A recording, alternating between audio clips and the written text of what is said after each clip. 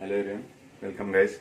I am Nachiketu and today we are going to see next part, that is hydrolysis of salts.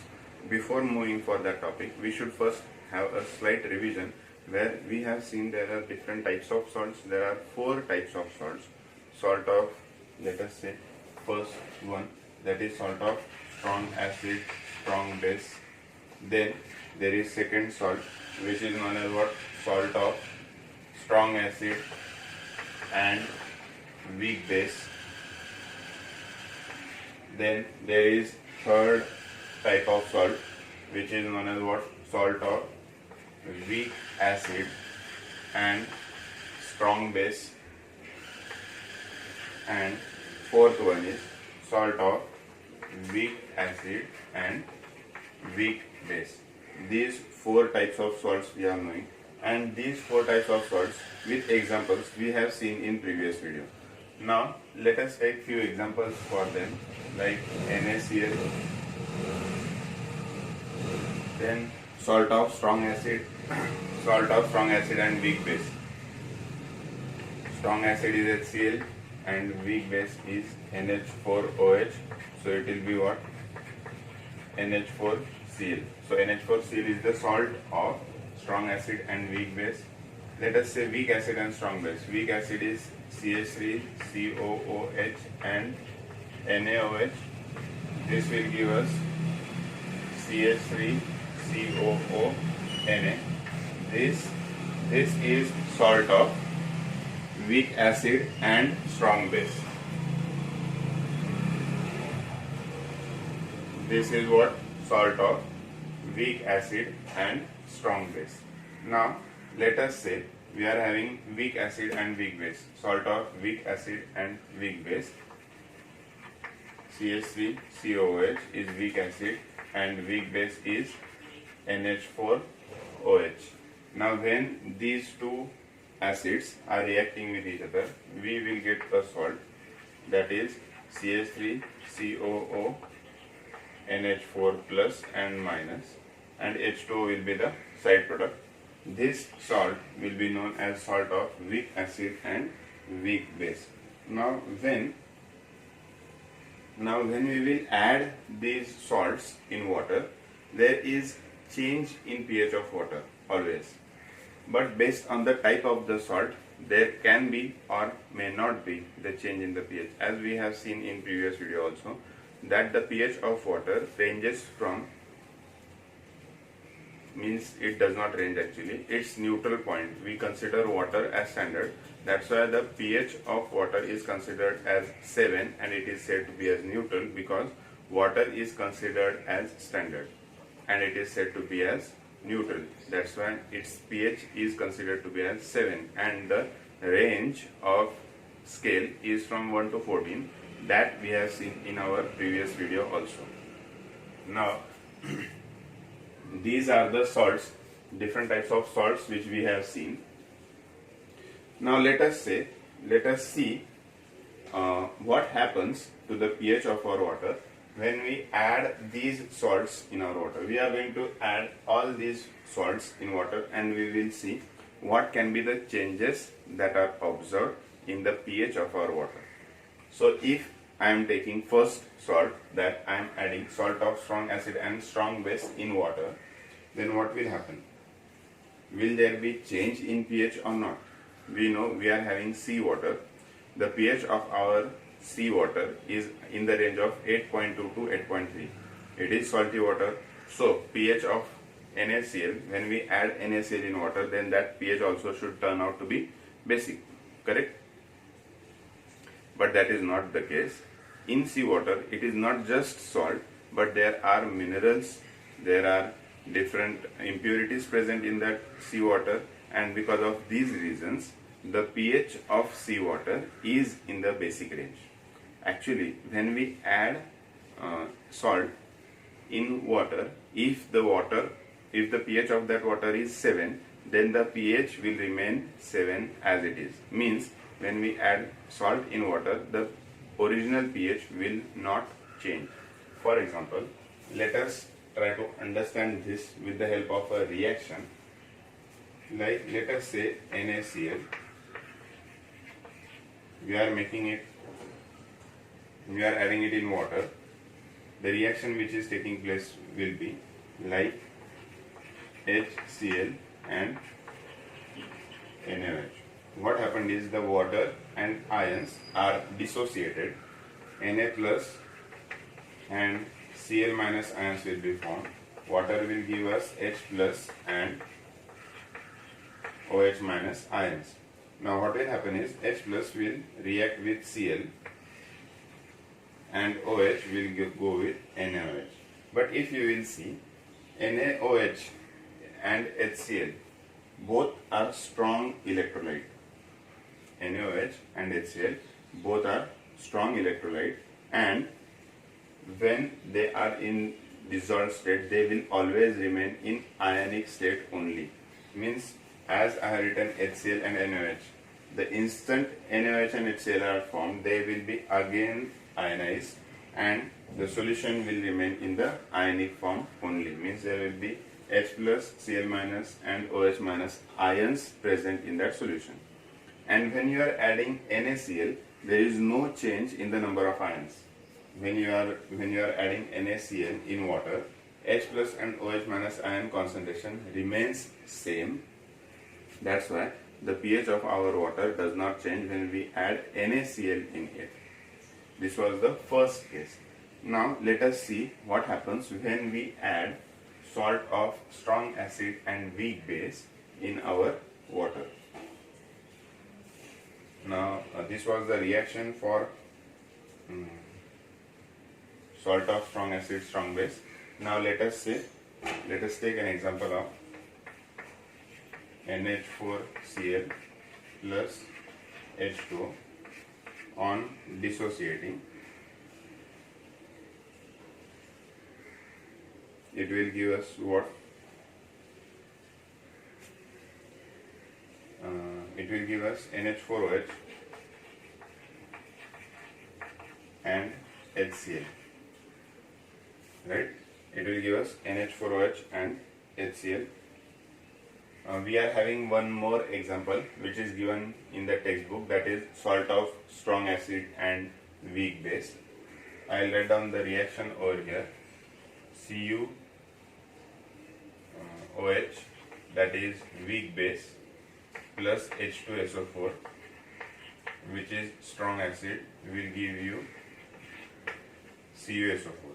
This is again salt of what? This is again salt of strong acid and weak base. Here we are having strong acid, here we are having weak base. We get H2O as the side product. Now when we are adding, we can have in both the cases, like if I am having NH4Cl or CuSO4, the process will remain same. There won't be changes in the procedure. So what will happen over here? We are having H2O. NH4OH is weak electrolyte. So when we will add NH4Cl in H2O, it will give us NH4OH and HCl, where HCl is strong electrolyte. So it will dissociate into H plus and Cl minus. Now what is happening? Water which was there, from that water OH minus ions are taken by NH4 plus. NH4 plus. Okay, NH4 plus is taking OH minus ions from water. So there will be excess of H plus ions present in the solution. So that excess H plus ions will turn the pH of our water acidic. Means what? When we will add NH4Cl in water, our solution will turn acidic.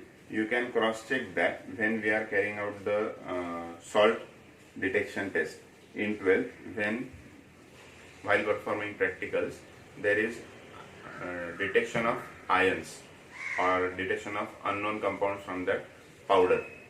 So when the detection is done, there is a test where group analysis part is there, and under group analysis we add NH4Cl, NH4OH and other reagents in our water to check in our original solution, to check the group, either it is in third A, third B, fourth or sixth group.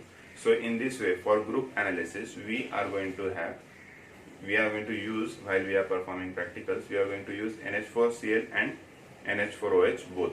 So what I am going to tell you is, take small amount of water, add NH4Cl in it and check whether it will be acidic or not. There is solution made also. There is solution. Table reagent is also there. In that table reagent, take a small amount of that solution, add litmus paper. Even a drop will also work. Take a litmus paper, add a drop of our NH4OH solution, NH4Cl solution, sorry, NH4Cl solution, and check whether it is acidic or basic. Now whatever you have learned, you have to cross check, right? So when we are having solution of NH4Cl, it is always acidic. And why is it acidic? Because firstly, this is what NH4Cl is, salt of strong acid and strong base. Strong acid is strongly dissociating, weak acid is weakly dissociating. As acid is strongly dissociating, it will give us more H plus ions, and as it is giving more H plus ions, our solution will turn acidic. So in this way, when we are having different salts, when we are adding different salts in water, we get the pH change in our solution. So in this way, the pH changes. Now we are, what about CuSO4? What will be the process for CuSO4? Let us say, like I am having CuSO4 here, over here, and 2 H2O ions, and this is a reversible reaction. I can write this in the simplest form as HOH, right? So 2H plus, this will give us what? 2H2O. This will give us, I'll write down at the bottom, this will give us 2 H2SO4. Why? Because these two will react with each other and give us 2 H2SO4. And next, what will it give us? CuOH twice, where CuOH twice is a weak base, so it will weakly dissociate, and H2SO4 is a strong electrolyte, so it will be strongly dissociating. That's why it will give us 2 H plus ions as it is, and SO4 2 minus ion will remain in the solution as it is. It will not form any kind of bond. Means what? SO4 2 minus will remain in an ionic state only. Now here we are having H plus. Those H plus turns the solution acidic. Now whenever we are preparing CuSO4 solution, we have always seen that the solution turns turbid. Why it turns turbid? Because CuOH twice is slightly solid. It is solid in form, and there is formation of a turbid solution because there are small particles of CuOH twice which are dispersed in our liquid solution. Now when you want to have a clear solution, when you add small droplets of H2SO4, dilute H2SO4 solution will also done. The solution turns what?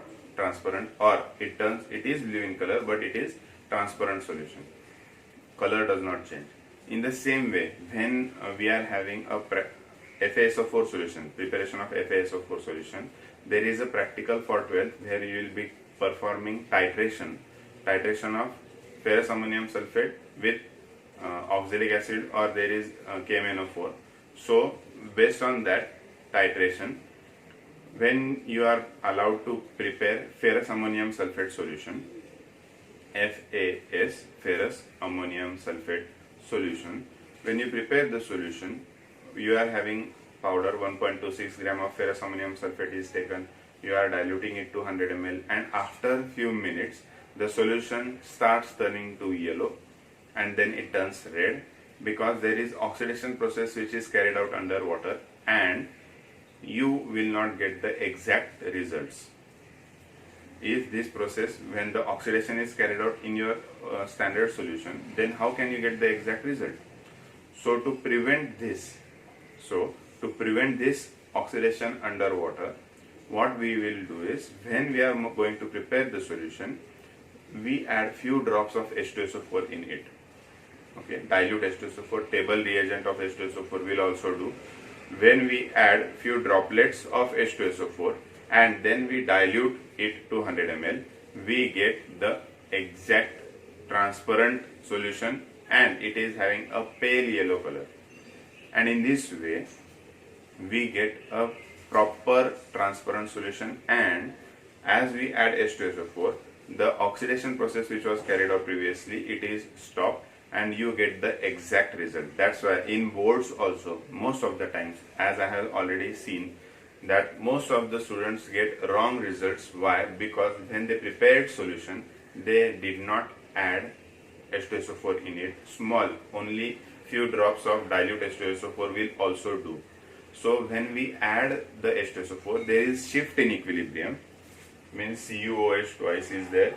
Similarly, ferrous ammonium sulfate FaSO4 will be present under water, and when we add H2SO4, the equilibrium shifts and we get the transparent solution. So in this way, to have our clear solutions, to get exact results, these kinds of experiments are also done. So this was for what? This was for strong acid and weak base. Now let us go for weak acid and strong base, and let's see what will be the change in pH. This gave us what? Acidic solution, right? This was what? Acidic solution. Now remember one thing, strong acid, the electrolyte which is strongly dissociating, will give the pH, whether it will be acidic or basic. Means here we are having acid strongly dissociating, so the solution turned to be acidic. Here we are having base strongly dissociating, the pH of the solution will turn basic. So trying to explain with that, I'll try to explain with that example. Let us have CH3COO Na. I'll write down salt over here, this salt, CH3COO plus. What we were seeing? We were seeing CH3COO Na is added in water. This will give us CH3COOH and NaOH. Now NaOH is what? Strongly dissociating. So this NaOH will remain in ionic form only in aqueous part. So Na plus aqueous and OH minus aqueous. This is weak electrolyte. So when acid is formed, acetic acid is formed, it will not dissociate strongly, as the dissociation of H plus is less, as the H plus ion is decreasing, concentration of H plus ion is decreasing, OH ion is increasing, the solution will remain basic. Means let us say that we are having 50 water molecules, right? From that 50 water molecules, let us say 30 acetic acid were formed, and we are having now how many? 50 OH minus ions. There is no change in the number of OH minus, right? What is happening? 30 molecules, that means the remaining only will be 20 H plus ions. 20 H plus ions will be only remaining, because we were having 50 H plus 50 OH minus. 30 H plus went with that acid to form a bond, where 20 remained as it is. And here, as you can see, there is no change in the number of OH minus ions, so the pH will turn to be basic. This is a simple way for me to explain. So in this way, we can see the changes in acids and bases. Okay. There is now next part where we are going to see weak salts of weak acid and weak base. In that, let us have a simple example, that is, now before moving for that, let us say that there are three conditions for these salts. Ka is greater than Kb, means dissociation constant for acid is greater than dissociation constant for base.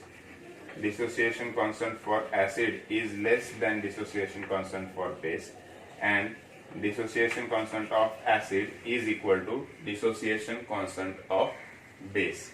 Now these conditions, why are we having these conditions? Because there are many different kinds of acids and bases. Weak acids and weak base also are there. In weak acids and weak bases also there are different rates of dissociation of acid and rate of dissociation of base. There are different rates of their dissociation, and based on this dissociation, based on this rate of dissociation, again there is change in the pH. There is again variation in the pH of our water. So these two conditions are clear. In this we have understood the element which is strongly dissociating will give us the pH of the solution. Means here we know that rate of dissociation of acid is greater than rate of dissociation of base. Means we will have more ions of acid. So the solution will become acidic. Now here rate of dissociation of base is greater than rate of dissociation of acid.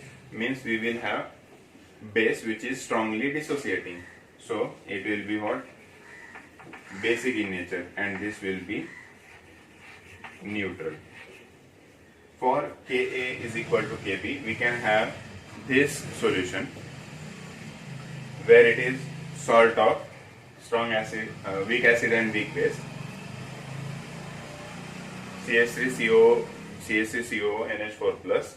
This compound is salt of weak acid and weak base, but the dissociation of these acids is of approximately equal rate. Means rate of dissociation of acid is approximately equal to rate of dissociation of base. That's why when we are having this salt, when we are adding this salt in water, the pH of our water will not change. Okay, so in this way many different processes are there, salts are there.